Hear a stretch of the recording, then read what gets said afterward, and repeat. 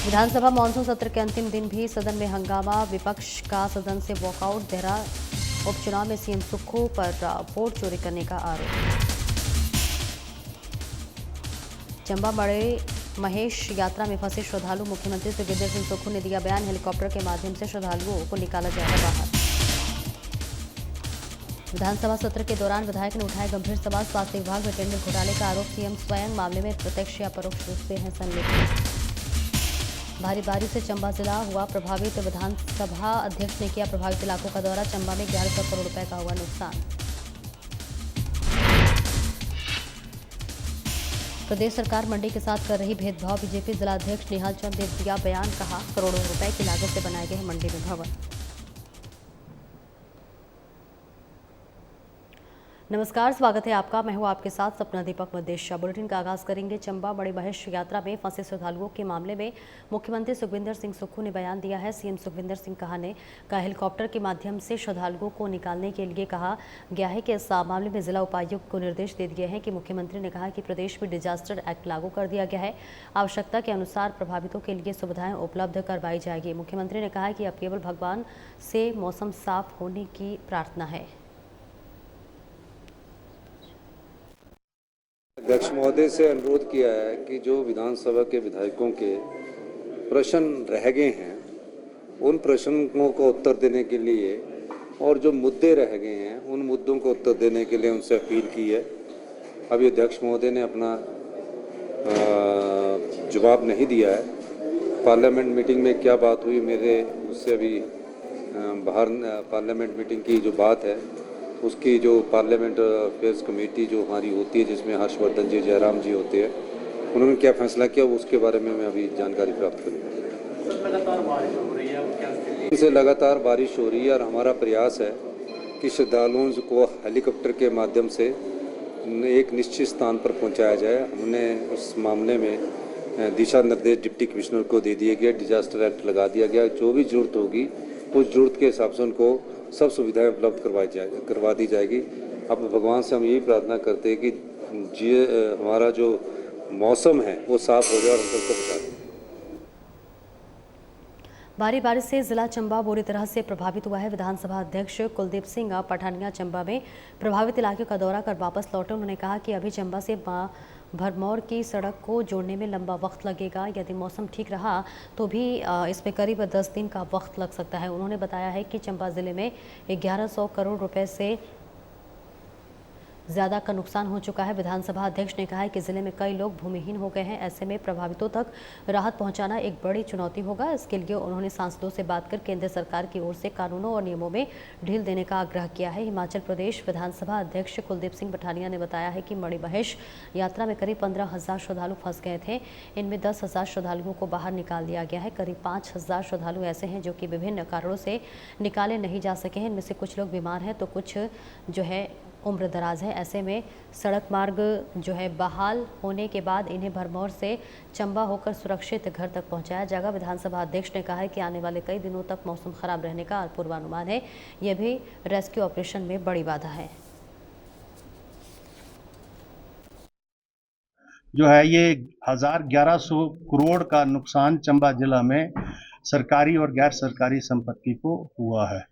लगभग जो है 100 से ज़्यादा मकान जो है वो क्षतिग्रस्त हो चुके हैं और लगभग इससे डबल जो है वो रहने के काबिल नहीं रहे हैं और लगभग 500-400 के करीब जो गौशालाएं हैं विभिन्न हिस्सों में जो है not only Bharmour and Holi but in the rest of the district Chamba also, Tissa also, Salooni also, Bhattiyat also, Chauri also, तो डलहौजी ऑल्सो, तो वो जो है लोगों का नुकसान हुआ है। तो कुल मिलाकर लगभग 1100 करोड़ रुपए का नुकसान जो है इस भारी बरसात और आपदा की वजह से चंबा जिला में हुआ है और प्रशासन अपनी सतर्कता से काम तो कर रहा है। मैं भी गया मौके पर, मैंने देखा है अभी बहुत सारी जो लिंक रोड्स हैं हमारे, जो सब तहसील हेडक्वार्टर को जोड़ने वाली जो सड़कें हैं वो अभी अवरुद्ध हैं और मुझे लगता है हफ्ता मिनिमम लगेगा अगर मौसम क्लियर हो गया तो। मैं भी कुछ जगह जो है मुझे भी पैदल जाना पड़ा, रास्ता ठीक नहीं था। तो ये सारी जो टोटल जो राहत कार्य हैं उसमें समय तो लग सकता है, क्योंकि अगर बरसात रुक गई तब तो अच्छा है, नहीं रुकेगी तो कुछ समय और लग सकता है, लेकिन सतर्कता के साथ काम हो।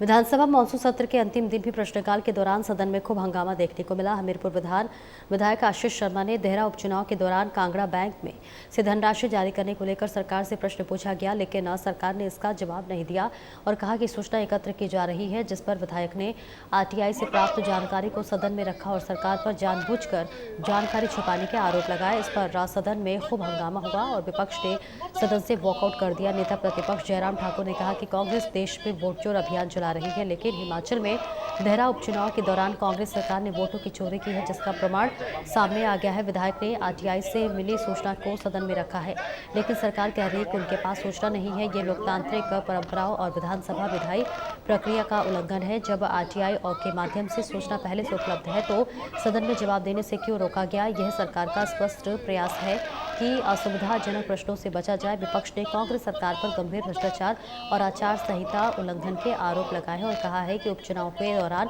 जहां मुख्यमंत्री की पत्नी प्रत्याशी थी तो वहां पर 66 महिला मंडलों को आचार संहिता लागू करने के बावजूद 50-50 हजार रुपए दिए गए।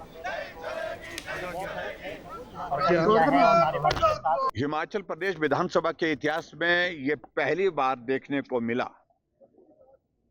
जब माननीय सदस्य की ओर से प्रश्न लगाया गया, उस प्रश्न को विधानसभा सचिवालय द्वारा स्वीकार किया गया, बिजनेस में उसको लिस्ट किया गया और सूचना एकत्रित की जा रही है। ये सूचना पहले उपलब्ध कराई गई और ये प्रश्न हमारे आशीष शर्मा माननीय विधायक हमीरपुर की ओर से लगाया गया था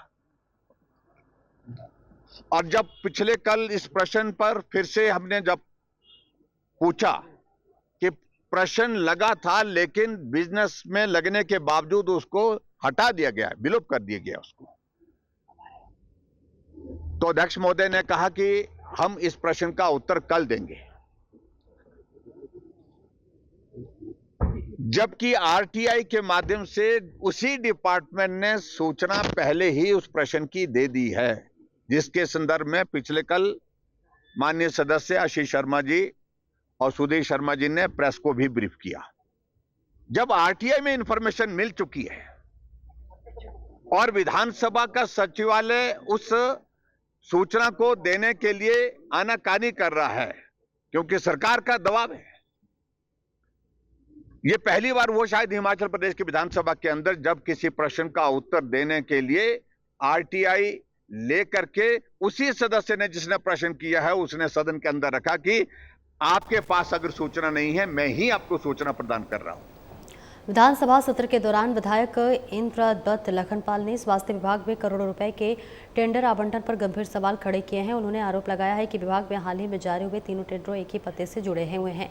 सभी में एक ही दिन के बैंक के निवेश किया गया है, एफिडेविट तैयार हुआ और उसी दिन जमा भी करवा दिए गए। लखनपाल ने कहा कि यह स्पष्ट संकेत है कि स्वास्थ्य विभाग में बड़े स्तर पर अनियमितताएं हो रही हैं। करोड़ों रुपए की मशीनरी खरीदने के लिए उक्त फर्मों को टेंडर दिए गए हैं जो पात्र ही नहीं थी और जिनकी योग्यता पर संदेह है। इस मुद्दे पर सदन में स्वास्थ्य मंत्री से जवाब की अपेक्षा थी, लेकिन मुख्यमंत्री स्वयं खड़े होकर उत्तर देने लगे हैं। लखनपाल ने कहा कि इससे यह प्रतीत होता है कि मुख्यमंत्री स्वयं इस पूरे मामले में प्रत्यक्ष या परोक्ष रूप से संलिप्त हैं। उसमें 3 फर्में हैं अलग अलग से और तीनों एक ही एड्रेस की हैं, ऊना से। और मेरा इसमें ये था कि इन्होंने यहाँ माना है और एक ही बैंक से इनकी अर्नेस्ट मनियाँ एक ही दिन में जमा हुई, एक ही दिन में एफिडेविट बनते हैं, एक ही दिन में जमा होते हैं और एक ही दिन में वो अर्नेस्ट मनी भी एक ही बैंक से जमा होती है। तो इसमें शरेआम ये देखने को मिल रहा है कि स्वास्थ्य विभाग में कितना बड़ा गड़बड़ घोटाला हो रहा है और करोड़ों रुपए की जो मशीनरी जो है खरीदने के लिए उन लोगों को टेंडर दे दिया जो इसके लिए कॉम्पिटेंट ही नहीं है।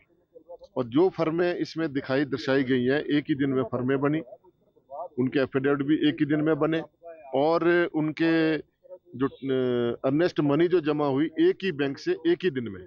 तो इसमें साफ लग रहा है कि ये बहुत बड़ा भ्रष्टाचार हुआ है। स्वास्थ्य विभाग का ये मामला है जो कि स्वास्थ्य मंत्री ने इसका जवाब देना था, लेकिन मुख्यमंत्री ने इसमें स्वयं हस्तक्षेप किया है। तो मेरा ये मानना है कि मुख्यमंत्री इसमें सीधे तौर पर इन्वॉल्व है और जो वहाँ पर प्रिंसिपल जो बिठा रखे हैं वो इस तरीके के जो काम है आज तो ये पकड़ा गया इस मामले में।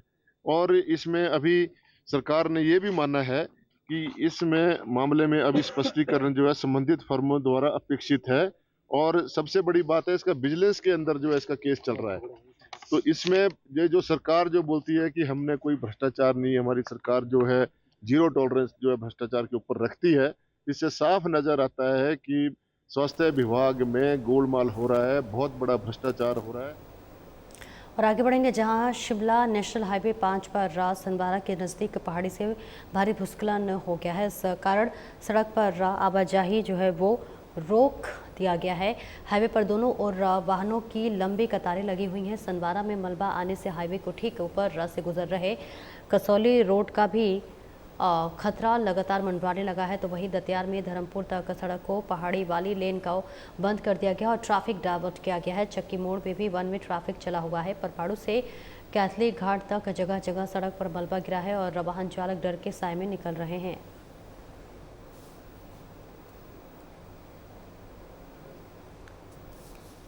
आगे बढ़ेंगे जहां बीजेपी जिला अध्यक्ष निहाल चंद शर्मा ने कहा कि मौजूदा कांग्रेस सरकार सत्ता में आते ही बीजेपी सरकार द्वारा स्थापित संस्थाओं को बंद करने की नीयत से कार्य कर रही है।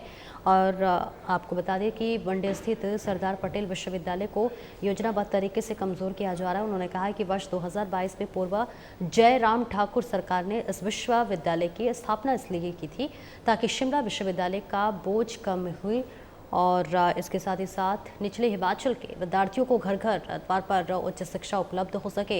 वहीं निहाल चंद शर्मा ने कहा कि करोड़ों रुपए की लागत से मंडी में भवन बनाए गए, कुलपति रजिस्ट्रार सहित स्टाफ की नियुक्तियां हुई, लेकिन कांग्रेस सरकार की नीयत शुरू से ही इस विश्वविद्यालय को बंद करने की रही है। उन्होंने आरोप लगाया है कि मंडी जिले में से बीजेपी के 10 में से 9 विधायक चुनकर आए हैं, इसलिए कांग्रेस सरकार मंडी के साथ लगातार भेदभाव कर रही है।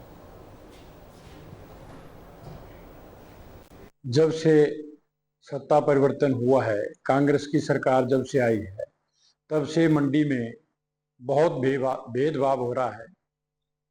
और जैसे हमारा सरदार पटेल यूनिवर्सिटी को कमजोर करने का काम कांग्रेस की सरकार कर रही है। हमारे शिव धाम का जो हमारे जयराम जी ने एक धर्म के मतलब हमारे एक आस्था का जो केंद्र वहाँ स्थापित कर रहे हैं, तो उसको भी इन्होंने ब्रेक लगा दिया, जिससे कि हमारे मंडी में एक तो रोजगार और एक पर्यटक यहाँ बढ़ने थे, उस काम को भी कांग्रेस की सरकार ने बंद करके रखा है। हमारे मेडिकल यूनिवर्सिटी उसको भी यहाँ से ट्रांसफर करने का काम कांग्रेस की सरकार यहाँ से कर रही है। तो हम ये सरकार इसलिए यहाँ एक काम कर रही है क्योंकि हमारे भारतीय जनता पार्टी के विधानसभा की 10 सीटें हैं। 10 में से हमने भारतीय जनता पार्टी के 10 विधायक हमारे जीत के यहाँ से गए हुए हैं और इसलिए ये ऐसा चाहते हैं कि इन विधायकों का काम हम मंडी में ना करें, हम और जगह काम करें। फिलहाल इस बुलेटिन में इतना ही। नमस्कार।